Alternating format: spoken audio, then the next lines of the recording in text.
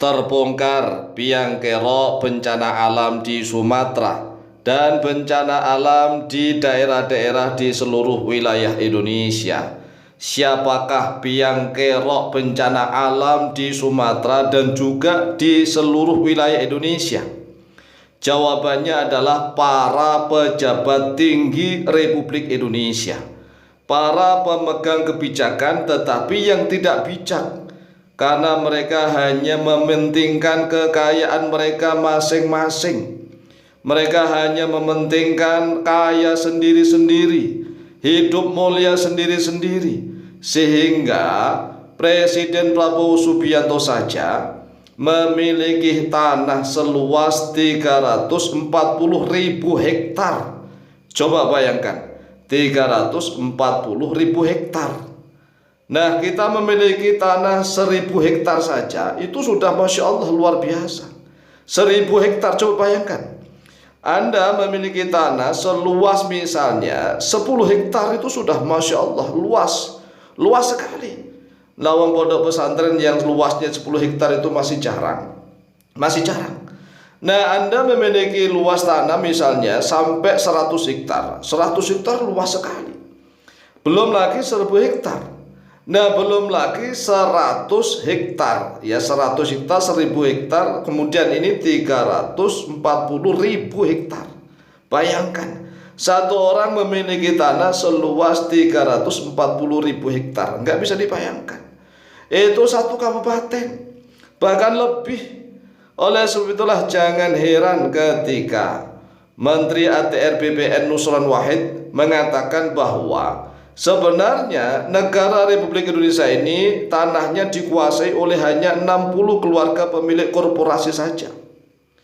Nah, ketika Menteri ATR BPN Nusron Wahid dituntut untuk membuka data, siapakah nama-nama 60 keluarga pemilik korporasi yang menguasai tanah 48%. 48% dari total seluruh tanah di Republik Indonesia.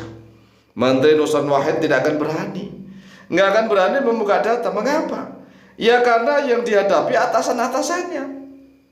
Oleh sebab itulah seluruh Indonesia ini harus tahu, ini bukan hoax. Ayo, bukan hoax. Hanya saja penegakan hukumnya akan sulit sekali. Mengapa? Ya karena yang memiliki tanah-tanah tersebut adalah para pemilik kebijakan yang tidak bijak.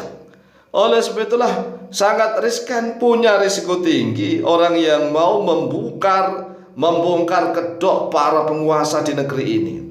Kecuali nih seluruh Indonesia sadar, politik rakyat itu hanya untuk membela kepentingan rakyat. Kecuali gitu, lah rakyat Indonesia enggak. Rakyat Indonesia itu walaupun toh hidup miskin, susah, sengsara, menderita, bahkan tertimpa bencana, mereka masih mati-matian membela figur-figur pejabat tertentu. Kalau sudah fanatik buta pada Jokowi misalnya, apapun yang dilakukan oleh Jokowi dibela mati-matian. Padahal yang membela ini rakyat miskin, susah, sengsara, menderita. Ada lagi tatkala sudah fanatik buta kepada Presiden Prabowo Subianto, membela mati-matian kepada Presiden Prabowo Subianto, meskipun Presiden Prabowo Subianto juga memiliki banyak sekali kesalahan. Ada lagi yang fanatik buta kepada Anies Baswedan, mati-matian apapun yang dilakukan oleh Anies Baswedan selalu dibenarkan dan dibela mati-matian.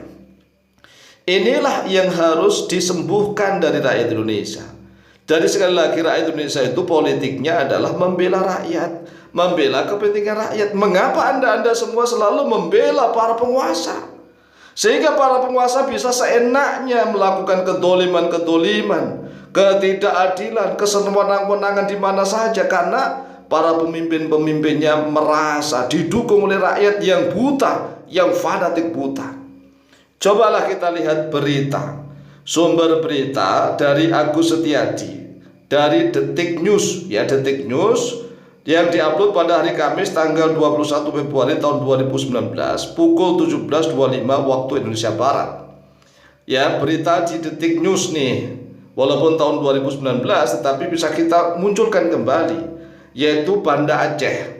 Banda Aceh menyebutkan Prabowo Subianto dalam kampanyenya mempertanyakan program sertifikat tanah ke rakyat kecil. Nah, ini kan kampanye. Kampanyenya mempertanyakan sertifikat kepada rakyat kecil begitu. Ternyata, kan? Ternyata Prabowo Subianto memiliki 340.000 hektar. 340.000 hektar tanah di Kalimantan Timur dan Aceh. Untuk apa? Untuk lahan di Aceh. Tanah itu dikelola oleh PT Tusam Hutani Lestari atau THL. Kemudian berita di Detik News menyatakan apa itu THL? Dirangkum Detikcom pada hari Kamis tanggal 21 bulan Februari tahun 2019 nih. PT THL membentang di 4 kabupaten di Aceh. 4 kabupaten di Aceh, yaitu Aceh Tengah, Biren, Bener Meriah, dan Aceh Utara. Nah, di lahan-lahan itulah tumbuh pohon pinus dan kini dimanfaatkan getahnya. Ini dimanfaatkan getahnya berarti tatkala itu yang namanya ada perusahaannya. Berarti pohon-pohon tersebut ini juga dipertanyakan. Dan dikabarkan 3 kabupaten di Aceh yang terdampak banjir yang paling parah itu dikabarkan adalah perusahaan sawitnya Prabowo Subianto PT Tusam Hutan Lestari. Dan di Kalimantan Timur, jangan ditanya, mohon maaf nih ya, IKN, ayo cobalah kita buka-bukaan data. Masalahnya kan kalau sudah berhadapan dengan para bajingan, bajingannya adalah para penguasa, yang benar itu selalu kalah. Ini masalah. Kecuali kalau yang benar ingin menang, kecuali rakyat selalu mendukung, yaitu rakyat sesama rakyat. Politiknya rakyat seluruhnya kompak mendukung rakyat. Coba kita lihat tanah-tanah di IKN itu milik siapa sebenarnya. Ayo kita lihat, karena saya Tamu Alim ini, Alfa Tamu Alim, hidup di Kalimantan Timur selama kurang lebih 15 tahun menjadi ketua lembaga dakwah Nahdlatul Ulama PCNU Kota Bontang. Ya, kami ketua lembaga dakwah. Di sana para mubaliknya aktif, para ustadz-ustadznya aktif, dan kami yang mengomandu. Dan kami paham persis bagaimana sih tanah-tanah di sana. Oleh sebab itulah sekali lagi rakyat Indonesia itu politiknya harus membela rakyat. Nah, jangan menjadi politik yang menjadi alatnya penguasa. Rakyat mati-matian gara-gara fanatik buta membela para penguasa-penguasa seenaknya.